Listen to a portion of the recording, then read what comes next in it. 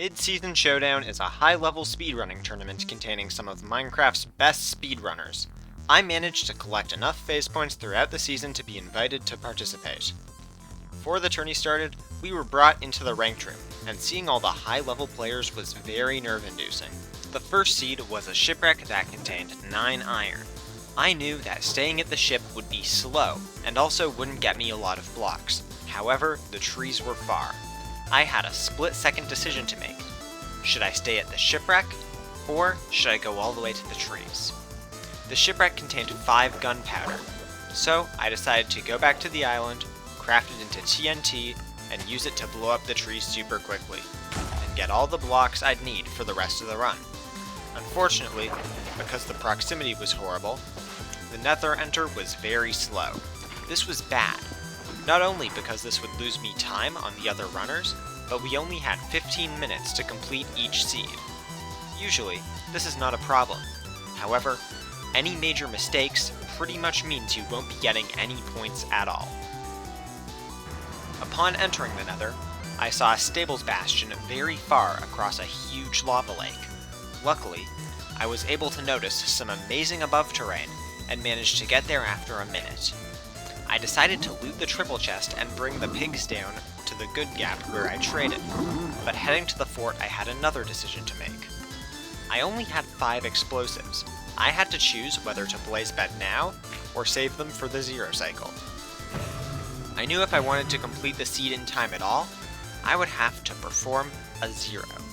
Alas, I decided to blaze bed. I was already falling behind, and without faster blaze spawns, I figured I wouldn't be able to catch up in time. Luckily for me, there was a patch of glowstone that I used to craft another 5th explosive. Unfortunately, there was not enough time for me to enter the end.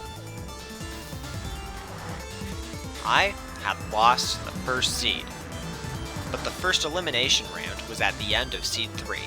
The way the eliminations work in this tournament pretty much means I only have to complete one of the next 2 seeds to stay in. The second seed was a textbook buried treasure seed.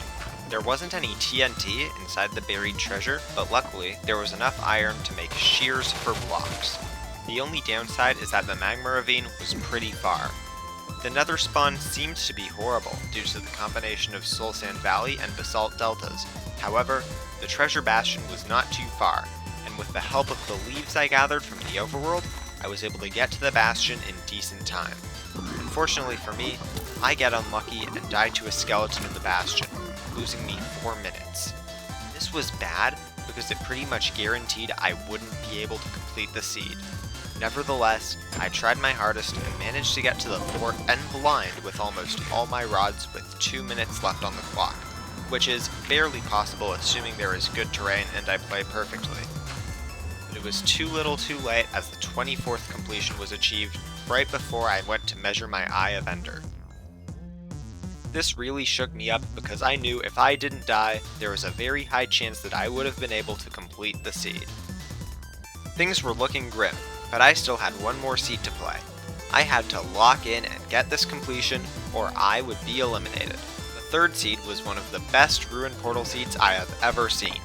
Everything in the overworld was close, and there was an instant housing bastion. At under 3 minutes, I had all my trades except for the obsidian and had a decently close fortress.